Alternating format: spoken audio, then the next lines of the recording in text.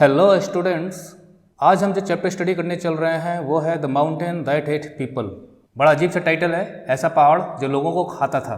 लेकिन क्या ऐसा पहाड़ वाकई में था? वो हम इस चैप्टर को जब स्टडी करेंगे, इस स्टोरी को। अच्छी स्टोरी है और एक जैपनीज़ फोक टेल है। ये मधुबन पब्लिकेशन की बुक है, तो देखिए इसमें कुछ जैपनीज़ कल्चर के बारे में बताया गया है, किस प्रकार से सुशी एक खाने की चीज़ है। और मांगा कॉमिक्स के बारे में आपने पढ़ा होगा, समुराई शब्द आपने सुना होगा, लेकिन हम डायरेक्ट चलते हैं यहाँ पे राइटर, उसके बाद स्टोरी पे। ये इंडियन राइटर हैं Hema Pandey. She was born in 1928, means कि इस वीडियो के बनाए जाने तक वो अलाइव थी। She was still alive. Is an author of children's books, तो बच्चों पे किताबें लिखना। और जापान गई थी ये, तो वहाँ पे पेंटिंग लर्न करने के लिए, तो वहाँ उन्होंने काफ़ी कुछ सीखा। और एक जैपनीज़ फोक टेल यहाँ पे है। कई एंथोलॉजीज़ हैं। एंथोलॉजीज़ का मतलब होता है collection of your work, prose हो, पोइट्री हो, कोई पीस ऑफ राइटिंग हो, तो उनकी ये जो स्टोरी है, जो जैपनीज़ फोक टेल है। फोक टेल का मतलब ये होता है कि लोक कथाएँ। फोक का मतलब होता है लोक, और लोक कथाएँ वो होती हैं जो जनरेशन से जनरेशन होते हुए, मतलब कि सैकड़ों हजारों साल से एक दूसरे मुंह से होते हुए चलती चली आ रही। जैसे परियों की कहानियाँ हैं, कोई नहीं जानता कि कब किसने बनाई उनको, पर हम एक दूसरे से सुनते हुए आज भी वो कहानियाँ चली आ रही हैं, उनको कहा जाता है फोक टेल। अब फोक टेल नेटिव होती है, मतलब जो वहाँ के जो ओरिजिनल पीपल होते हैं उनकी कहानियाँ होती हैं, उनके द्वारा ये बनाई गई कहानियाँ होती हैं। तो स्टोरी शुरू करते हैं। Long long ago in Japan, Japan में बहुत पहले, there was a small state, एक छोटा सा राज्य था। Ruled by a young feudal lord, वहाँ पे एक young feudal lord. Feudal lord का मतलब ये होता है कि कोई ऐसा व्यक्ति जिसके पास काफ़ी ज़्यादा ज़मीन हो और वो उन ज़मीनों का मालिक है, तो उसे हम फ्यूडल लॉर्ड कहेंगे। अ लॉर्ड एक टाइटल है, तो अगर कोई किंगडम है और वहाँ पे कोई राजा राज करता है, तो अपने किंगडम में कई फ्यूडल लॉर्ड बना सकता है। तो ये राजा नहीं था, राजा कोई और रहा होगा, लेकिन उस राज्य में किसी स्टेट का इसे फ्यूडल लॉर्ड बनाया गया होगा। तो ये समझ लीजिए कि he was ruling over a state. Small state था, छोटी रियासत थी, ज़्यादा बड़ा स्टेट नहीं था। हु हेटेड ओल्ड पीपल, ये यंग था, और इसलिए, हालांकि मैं ये नहीं कहूँगा कि यंग लोगों को ओल्ड पीपल से हेट करना चाहिए, लेकिन ये यंग था, पता नहीं क्यों इसे ओल्ड पीपल से घृणा थी, वो उन्हें देखना पसंद नहीं करता था। What a great nuisance these old folks are. Nuisance का मतलब होता है कि जो आपके लिए परेशानी, आपके लिए ट्रबल क्रिएट करे, वो आपके लिए न्यूसेंस हो जाएगा। मान लीजिए आपका कोई फ्रेंड ही है, तो पता चला कि आपका फ्रेंड आपको परेशान करना शुरू कर रहा है, तो आप कहेंगे you have become a nuisance for me, दूर हो जाओ मेरे सामने से। आप घर में रहते हो, पता चला कि आपके बगल में पड़ोसी आए हुए हैं और तमाम 10 बच्चे साथ में आए हुए हैं, चिल्लपों मची रहती है और आप बगल में ठीक से सो भी नहीं पा रहे, तो कहेंगे क्या है 3-4 दिन से टिके हुए, they have become nuisance for me. तो कोई भी चीज़ कंटिन्यूसली आपको परेशान करती है, तो it becomes a nuisance. What a great nuisance these old folks are. ये जो पुराने पुराने लोग हैं ना, कितने मेरे राज के लिए एक प्रकार से न्यूसेंस बन चुके हैं, इन्हें देखना मुझे अच्छा नहीं लगता। ही क्राइड, मतलब थोड़ा सा चिल्ला कर बोला। They can neither work not think, ना तो कोई काम करते हैं, ना ठीक से सोच सकते हैं, क्योंकि जो ओल्ड पीपल होते हैं उनसे आप क्या वर्क लोगे। और चूँकि वो नॉर्मल मेंटल कंडीशन भी नहीं होंगे, कमज़ोर होते हैं और ठीक से सोच भी नहीं पाते हैं, तो यहाँ पे लिखा गया are utterly useless. Utterly useless मतलब किसी भी काम के नहीं हैं। अटरली के आप यूज़ कर सकते हैं कि very useless. And should all die after they are 61, सबको 61 साल के बाद मर जाना चाहिए। तो 61 ईयर तक तो वो लोग किसी काम के हैं, 61 ईयर के बाद किसी काम के नहीं हैं। तो इस प्रकार से वो ये सोच रहा था कि 61 साल के बाद सबको ख़त्म हो जाना चाहिए, इस दुनिया में रहने का उनको कोई अधिकार नहीं है, कोई राइट नहीं है। सो ही इशूड अ डिक्री। देखिए, डिक्री होती है कोई ऑफिशियल ऑर्डर। वो अगर राजा है तो राजा का ऑर्डर होगा, अगर कहीं सरकार है तो सरकार का ऑर्डर होगा। तो ही इशूड अ डिक्री, उसने एक राजाज्ञा जारी की। And threatened that who ever broke it. अच्छा, उसने रूल बना दिया कि 61 ईयर्स के बाद, 61 ईयर पूरा होते ही उस वो ओल्ड पीपल को, चाहे वो औरत हो चाहे वो आदमी हो, उसे मरना पड़ेगा। Threaten that who ever broke it would be punished. और उसने ये राजाज्ञा जारी की और कहा कि जो कोई इस नियम को तोड़ेगा उसे पनिश किया जाएगा, मोस्ट सीवियरली, बड़े कठोर तरीके से पनिश किया जाएगा, मतलब कठोर दंड दिया जाएगा। Oh what a cruel feudal lord he was. Oh कितना भयानक और निर्दयी ये फ्यूडल लॉर्ड था। निर्दयी उसे कहते हैं जिसके अंदर दिल में दया ना हो। How his people feared him, कितना लोग उससे डरते थे। द टेरिफाइड पीपल, टेरिफाइड का मतलब होता है डरे हुए लोग, terrified people weeping and sorrowful, रोते थे, दुखी हो जाते थे, were force to take their old parents. क्यों? क्योंकि जो जिनके पेरेंट्स ओल्ड हो जाते थे, घर वाले ओल्ड पीपल 61 ईयर्स को पार कर जाते थे, वो बेचारे रोते हुए दुखी मन से force to take their old parents, उन्हें अपने बूढ़े माता पिता को व्हेन दे बिकेम 61, जब 61 ईयर के हो जाते थे, to the dense forest on high mountain, तो उन्हें जंगलों में लेके जाना पड़ता था, जो घने जंगल होते थे। और वो जंगल कहाँ थे? हाई माउंटेन, यानी पर्वत के ऊपर। जो पर्वत होते हैं, जो माउंटेन्स होते हैं, वास्तव में वहाँ पे भी जंगल होते हैं। आइए हम देख लेते हैं माउंटेन्स को। देखिए ये पहाड़ हैं, और पहाड़ों पे देखिए कितने सारे पेड़ हैं, जंगल हैं सब के सब। एक इमेज और हम देख लेते हैं। ये देखिए आप, ये देखिए आप, इसको मैं थोड़ा सा बड़ा भी कर देता हूँ। ये सब जंगल ही जंगल हैं सब के सब, देखिए, है ना। तो ऐसे ही पहाड़ों पर जंगल भी पाए जाते हैं। हालांकि वहाँ की जो वनस्पति होती है, वेजिटेशन होती है, वो डिफरेंट होती है। तो इस प्रकार से वो हाई माउंटेन्स पर जो फॉरेस्ट थे वहाँ लेके जाते थे, नियर द सिटी। और ये शहर के पास था, मतलब जहाँ वो लोग रहते थे उसके जो नज़दीक शहर था वहाँ पे माउंटेन था। And leave them in the cold and rain, वहाँ पे ठंड थी, ठंड में अपने माता पिता को छोड़ के चले आते थे। पानी बरसता रहता था, उसमें छोड़ के चले आते थे। At the mercy of wild animals, at the mercy of का मतलब की दया पर, और जंगली जानवर वहाँ पाए जाते थे। उनकी दया पर का मतलब उनके हवाले छोड़ के चले आते थे कि वो उन्हें छोड़ दें तो बच जाएंगे, नहीं तो नहीं बचेंगे। So this mountain came to be known as the mountain that ate people, इसलिए इस पहाड़ का नाम पड़ गया ऐसा पहाड़ जो लोगों को खा जाता था। अब जाके लोग वहाँ मर जाते थे, या तो वाइल्ड एनिमल्स खा जाते होंगे, या तो कोल्ड से मर जाते होंगे, और इस तरह से उनकी डेथ हो जाती थी। अब पहाड़ पर होती थी, माउंटेन पे होती थी, तो उसका नाम पड़ गया ऐसा पहाड़ जो लोगों को खा जाता था, निगल जाता था। सून, बहुत जल्द, there were hardly any young people left, बहुत जल्द ये स्थिति आ गई कि कोई ओल्ड पीपल वहाँ पे बचा ही नहीं। और यही तो वो यंग फ्यूडल लॉर्ड चाहता था। And the feudal Lord was Jubilant, बहुत खुश हुआ, extremely happy. Now my state will surely prosper, अब मेरे राज्य की तरक्की जरूर होगी। अच्छा, मतलब बूढ़े लोग नहीं रहेंगे तो उतना भोजन उनका बचेगा, और जितने भी लोग होंगे यंग होंगे तो काम करेंगे, तो मेरा स्टेट प्रॉस्पर करेगा। ये बहुत ही नेगेटिव अप्रोच था, इस तरह से थोड़ी सोचा जाता है। We are all young and energetic, हम सब यंग हैं, हमारे एनर्जेटिक हैं, हमारे अंदर ऊर्जा है, एनर्जी है, काम करने की हिम्मत है।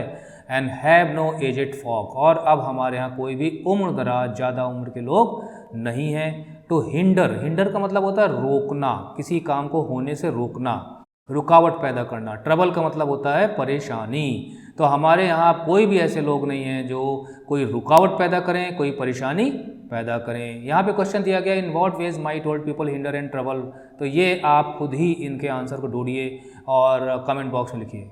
Now there was a farmer who lived with his mother, अच्छा, वहीं पर एक किसान रहता था अपनी माँ के साथ। एंड लविंग हर डियरली, अपनी माँ को बहुत प्यार करता था, चाहता था। Never did anything without her advice, और कभी भी अपनी माँ की सलाह के बिना कभी भी कोई काम नहीं करता था।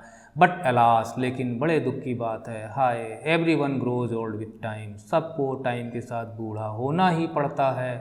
सून हिज मदर टू टर्न 61, और उसकी माँ का भी ऐसा समय आया जब वो 61 ईयर की हो गई। And since they had lived in the village, वो उसी गांव में रहते थे जहाँ का वो फ्यूडल लॉर्ड रूलर था। ऑल देयर लाइफ्स, पूरी ज़िंदगी भर वो उसी गांव में रहे थे। It was impossible to hide her age, हाँ, आपके मन में क्वेश्चन आ रहा होगा ना कि हम बताएं ही क्यों किसी को कि वो 61 ईयर का हो गया है। अरे बढ़ने दो, हम कहेंगे अभी तो 85 साल हुआ है, अभी तो 55 साल ही हुआ है। लेकिन चूंकि वो वहाँ पर गांव में शुरू से रहते चले आ रहे थे, तो लोगों को तो जानकारी होती है। जब औरों के पेरेंट्स, जब उनकी डेथ हो रही है, तो कोई इनके ऊपर क्यों नहीं नज़र रखेगा कि इनकी भी तो माँ बूढ़ी हो गई है। तो उसकी एज को, उसकी माँ की एज को छुपाना मुश्किल था। How terribly upset the poor farmer was, upset का मतलब होता है जब आपका मूड खराब हो जाता है, बहुत दुखी हो जाते हैं, परेशान हो जाते हैं, अपसेट फील करते हैं। फार्मर बहुत अपसेट था, क्या करे क्या ना करे। अगर राजा की बात नहीं मानता है तो पनिशमेंट मिलेगा, और राजा की बात मानता है तो उसे अपने माँ को पहाड़ों जंगलों में लेके जाना पड़ेगा, जहाँ वो बेचारी मर जाएगी। Even at night he tossed and turn, तो उस रात वो सोया नहीं ठीक से। टॉस्ट का मतलब उछलना होता है, टर्न का मतलब होता है मुड़ना। तो रात भर वो करवट बदलता रहा, कभी उठा कभी बैठा। Unable to sleep with worry and fear, चिंता के मारे सो नहीं पा रहा था, डर के मारे सो नहीं पा रहा था। वरी एंड फियर तो होना ही होना था। टिल वन डे, उस दिन तक, कब? The mother called him and said, जबकि माँ ने खुद उसको बुलाया और कहा, सन आई एम नाउ 61, अब मैं 61 की हो गई।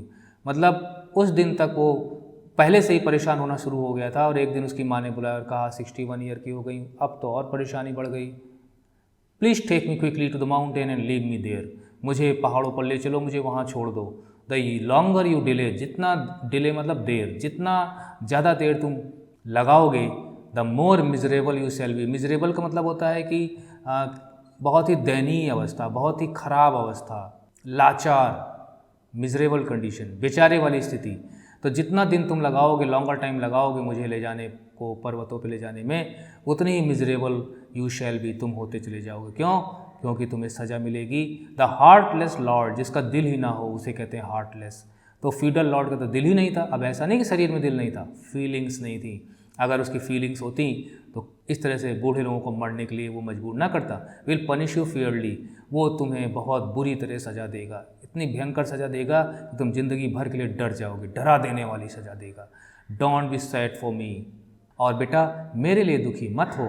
Since we must all die someday, हम सबको एक ना एक दिन तो मरना ही है। अच्छा, इसकी जो मदर है ना वो बहुत ही वाइज फील हो रही है, लगता है जैसे बहुत ही समझदार थी।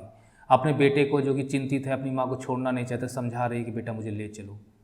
ओह मदर फॉरगिव मी, हे माँ मुझे माफ़ कर दो। सॉब्ड, सिसकने लगा बेचारा। द अनहैप्पी मैन, कौन अनहैप्पी मैन? वही farmer. I cannot do this, मैं नहीं कर सकता माँ। देखिए 3 डॉट का मतलब यह है कि पूरा सेंटेंस उसने नहीं बोला, रुका। But because of her insistence, insistence का मतलब होता है कि आप जब बार बार जोर देते हो किसी चीज़ पे, देन उसे कहते हैं इंसिस्ट करना। तो बार बार जब उसकी माँ ने जोर दे के कहा, बार बार कह मतलब बार बार आप कहते हो किसी चीज़ को करने के लिए, इंसिस्टेंस, नहीं बेटा मुझे ले चलो, तब he agree to take her at last, तो फिर वो राजी हो जाता है कि ठीक है माँ अब लेके चलता ही हूँ। देखिए यहाँ पर जिसकी डेथ होनी है वो खुद ही कह रहा है कि मुझे लेके चलो, इसका मतलब माँ को अपने बेटे की चिंता है। Since she was unable to go up by herself, चूँकि बूढ़ी हो चुकी थी, अकेले खुद चल के जा नहीं सकती थी। ही टूक her up on his back, तो देखिए फार्मर ने अपने पीठ पर बैठा लिया। And with tears tickling down, आंसू, टिकल का मतलब बूंद बूंद करके टपक टपक के उसके फेस पर आ रहे थे। Climbed up silently and slowly, रोते रोते चुपचाप धीमे धीमे वो अपनी माँ को अपनी पीठ पे बैठा के पहाड़ पर चढ़ता चला जा रहा था। The narrow path wound up through dark and desolate forest. Desolate का मतलब होता है अलग थलग, जहाँ कोई और ना हो, पड़ा हुआ, आइसोलेटेड फॉरेस्ट। तो जंगल में कौन जल्दी जाता है? डार्क का मतलब अंधेरा था, यानी रात का समय था। और वाउंड अप का मतलब होता है कि जो डिफरेंट तो पाथ होते हैं, ऐसे चलते चले जाते हैं घूमते हुए, तो वो वाउंड अप के लिए आया है। ग्रेजुअली, धीरे धीरे। इवन द ट्रेल, ट्रेल मतलब जब आप चलते हो तो नीचे जो पीछे जो आपके निशान छूटते चले जाते हैं उन्हें ट्रेल कहते हैं। Could hardly be seen in the falling dusk, dusk का मतलब अंधेरा यहाँ पे हो रहा है और शाम का समय है, तो अब तो चलने के निशान भी दिखाई नहीं दे रहे थे इस अंधेरे में। The farmer had to part the tall grasses. Part का मतलब होता है जैसे आप, पार्ट मतलब अलग करना, ठीक है। तो बड़ी बड़ी घासें थीं, तो उनमें से जब जाना पड़ता था तो कभी आधी घास को इधर करता होगा, आधी घास को इधर करता होगा, तो बीच में से जाने का रास्ता बनता होगा। तो had to part tall grasses, बड़ी बड़ी घासों के बीच से रास्ता बनाते हुए जाना पड़ रहा था। And lift the over hanging फॉलेज, फॉलेज का मतलब होता है कि जो पेड़ों की जो पत्तियाँ होती हैं पौधों की, उसे कहते हैं फॉलेज। ओवर हैंगिंग का मतलब जो लटक रही थी, पता चला कि चल रहा है तो उस इतनी पेड़ों की टहनियाँ लटक रही थी जो कि उसके शरीर के नीचे तक चली जाती थी, तो उन्हें वो हटाता था, ऐसे चलता था आगे। As he climb higher and higher, जैसे जैसे ऊंचाई पर चढ़ता चला जा रहा था, इस तरह के पेड़ और इस तरह से रास्ता बना के उसे जाना पड़ रहा था। Crack, suddenly the old mother paused, अचानक क्रैक की आवाज़ आई और the old mother paused on his back, और उसकी जो माँ थी थोड़ा सा उछल के और बैक यानी कि जो पीठ पर बैठ गई। ब्रॉक, पर्च का मतलब बैठना ही होता है एक प्रकार से, लेकिन पर्च का हर जगह हम प्रयोग नहीं करते। जैसे मान लीजिए कोई पक्षी उड़ के आया और टहनी पे बैठा तो हम कहेंगे perching on the branch. Broke off a twig, और एक टहनी, ट्विग पेड़ की तोड़ ली from the tree. What might the old man be doing here, अब क्या पता हमें क्या कर रही है। कोई ना कोई विजडम तो था ही, कूट कूट के भरा हुआ था माँ में, तो कुछ चाल सोच रही होगी। Hardly had the farmer taken a few weary steps, weary मतलब थका हुआ, स्टेप्स मतलब कदम जो चल रहा था। मोर, हार्डली मतलब मुश्किल से, मतलब बमुश्किल कुछ ही कदम वो चला होगा। देन क्रैक सी ब्रोक अनदर, एक टहनी और तोड़ ली। अगेन क्रैक क्रैक, इसका लो टहनियाँ तोड़ रही है। The puzzled young farmer, puzzled मतलब जो चीज़ हमें समझ में नहीं आती, then we feel puzzled. The puzzled young farmer stopped, तो वो चलता हुआ रुक गया। मदर, माँ, माता जी, why are you breaking so many twigs? आप इतनी टहनियाँ क्यों तोड़ रही हैं? I am breaking and throwing them down, मैं इन्हें तोड़ तोड़ के नीचे फेंक रही हूँ। रिप्लाइड द मदर कामली, बड़ी शांत भाव से। मतलब एक्साइटमेंट जहाँ ना हो वहाँ पे कामनेस होती है। I know that I will not be alive by tomorrow, मैं जानती हूँ कि कल मैं जिंदा नहीं रहूँगी बेटा, but it will be extremely dangerous, लेकिन ये बहुत ही ज़्यादा खतरनाक होगा। एक्सट्रीमली मतलब very much. If you lose your way returning home, अगर कहीं तुम घर वापस लौटते समय अपना रास्ता भूल गए तो ये और भी भयानक होगा। देखिए, पहली बार वो डेंस फॉरेस्ट में जा रहा था, उसके बाद अंधेरे का समय था। मान लीजिए वापस लौटना चाहे और तरह तरह के रास्ते वहाँ पे थे, तो कहीं रास्ता भूल गया तो शायद जंगल में ही फंस के रह जाएगा और शायद जंगली जानवरों का शिकार हो जाएगा। माँ को देखिए चिंता है, माँ को अपनी चिंता नहीं है, माँ को चिंता है इसकी।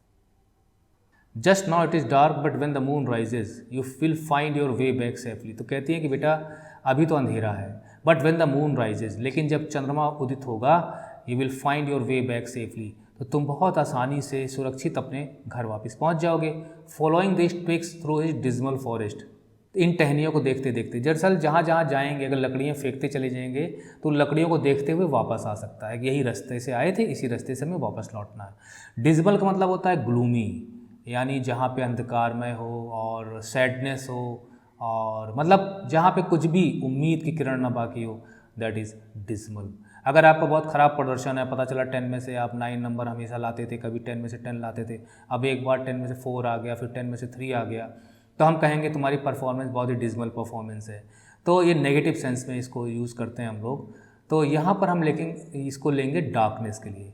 इस अंधेरे जंगल में तुम इन ट्रिक्स के सहारे अपने घर वापस पहुंच सकोगे। अपने घर का मतलब वापस पहुंच जाओगे घर पर। देखिए, माँ अभी भी चिंता कर रही है। इसी तरह से जो मदर्स होती हैं वो अपने बच्चों की इसी तरह चिंता करती हैं।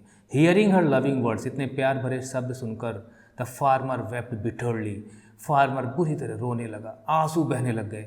As he helped her down to the stony ground, और जब उसने अपनी माँ को नीचे उतारा, और देखिए पहाड़ों की जो ज़मीन होती है वो पथरीली होती है, तो स्टोनी ग्राउंड पे जब उतारा, रोने लगा कि माँ आज भी अभी भी मेरी ही चिंता कर रही है। मदर मदर, माँ, हे माँ, ही क्राइड, रोने लगा। Even at such a terrible time, इतने भयानक समय में भी, इतने खतरनाक समय में भी, एज नाउ, जैसा कि अभी है, how can you still think of me, तुम मेरे बारे में सोच रही हो। Even though I am carrying you to your death, जबकि मैं तुम्हें तुम्हारी डेथ की तरफ लेके जा रहा हूँ, आपकी डेथ की तरफ लेके जा रहा हूँ। आपको अपनी डेथ की चिंता होनी चाहिए। सिसकने लगा, रोने लगा बेचारा। There is nothing strange about my thoughts, तो माँ कहती है बेटा मैं जो सोच रही हूँ ना, कोई नई चीज़ नहीं है, कोई अजीब सी चीज़ नहीं है। हर माँ इस तरह सोचती है। स्माइल्ड द मदर जेंटली, देखिए मौत के मुहाने पे भी जाके मुस्कुरा रही है, बेटे को शांत करना चाहती है। अगर माँ ही दुखी हो जाएगी तो बेटा कितना दुखी होगा, जबकि वो जान रही है कि मेरे कुछ ही समय बाकी है, उसके बाद कहीं ना कहीं मैं मर ही जाऊँगी। तो वो प्यार से कहती है gently, I was so joyful when you were born, जब तुम्हारा जन्म हुआ था, मैंने तुम्हें जन्म दिया था, मैं कितनी खुश थी तुमको लेके। And never minded any hardship, hardship का मतलब होता है कठिनाइयाँ। To bring you up, bring up का मतलब होता है किसी को पाल पोस के बड़ा करना। तो मैंने कभी भी बुरा नहीं माना, नेवर माइंड मतलब किसी का बुरा मानना, कभी भी मैंने बुरा नहीं माना। कितनी कठिनाइयाँ तुम्हारी वजह से, जन्म के बाद की बात है, कभी भी कठिनाइयाँ आई तो तुमको पाल पोस कर बड़ा करने में मैंने कभी उनका बुरा नहीं माना। मैंने हमेशा तुम्हें प्यार से पाल पोस कर बड़ा किया। माई सन, मेरे बेटे, it is very natural for me to care and think of you. अब जिसको इतने प्यार से पाल पोस कर बड़ा किया हो उसके लिए सोचना तो बहुत ही नेचुरल है, वो तो दिल से ये बात आ जाएगी, इसलिए इसको नेचुरल कहा गया। कोई बनावटीपन नहीं है, मैं दिल से तुम्हें प्यार करती हूँ। Never never will I live, never never never will I leave you, नहीं नहीं माँ, अब मैं तुमको छोड़ूंगा ही नहीं, मैं नहीं छोड़ सकता तुमको। मदर, माँ, इन दिस ड्रेडफुल प्लेस, इस भयानक जगह, ड्रेडफुल मतलब बहुत ही भयानक, fearful, cried the farmer, farmer रोने लगा। आई विल ग्लैडली, ग्लैडली मतलब होता खुशी खुशी, accept any punishment from the feudal lord, feudal lord जो भी पनिशमेंट देगा माँ मैं ले लूँगा, सहन कर लूँगा, मैं सजा भोग लूँगा। रेदर देन मतलब की बजाय, बल्कि लेट यू डाई हेयर, तुम्हें यहाँ मरने दूँ इससे अच्छा है, इसकी बजाय मैं सज़ा झेल लूँगा। And he picked his mother up again, फिर अपनी माँ को उसने ऊपर उठाया, अपनी पीठ पे बैठाया, तो अब वो उसको वापस लाएगा। So both of them return down the mountain that ate people, वे लोग वापस लौट के आए पहाड़ से नीचे उतरते हुए, एंड क्वाइटली हिड, हाइट का पास्ट टेंस से हिड, छुप गए, छुपते हुए मतलब लोगों की नज़र ना पड़े, अमंग द बुशेस, जो झाड़ियाँ थी उनमें छुपते हुए, on the edge of the forest, देखिए फॉरेस्ट जहाँ ख़त्म होगा तो वहाँ पे झाड़ियाँ शुरू होती थी, फिर उनका गांव शुरू होता होगा, तो उनमें छुपते हुए, when the entire village was fast asleep, गहरी निद्रा में, फास्ट एस्लीप, सोया हुआ था पूरा का पूरा गांव, दे क्रेप्ट बैक स्टेल्थली, मतलब चुपके चुपके, चोरी चोरी, कोई देख ना ले, टू देयर लिटिल होम, अपने छोटे से घर में नज़र बचाकर कोई देख ना ले पहुंच गए। तो पर्वत पर ले जाते हुए तो देखा होगा लोगों ने, लेकिन लौटते हुए किसी ने नहीं देखा, तो लोग समझे होंगे कि उसकी माँ को छोड़ के चला आया, वो मर गई होगी। Was this the wise decision by the son, बेटे ने जो निर्णय लिया था फार्मर ने, क्या ये निर्णय सही था? अब आप डिसाइड करिए इसको कि सही था उसकी माँ को वापस लाने का, कि उसको छोड़ने का ही वहाँ पे सही निर्णय होता। कमेंट बॉक्स में लिखिएगा।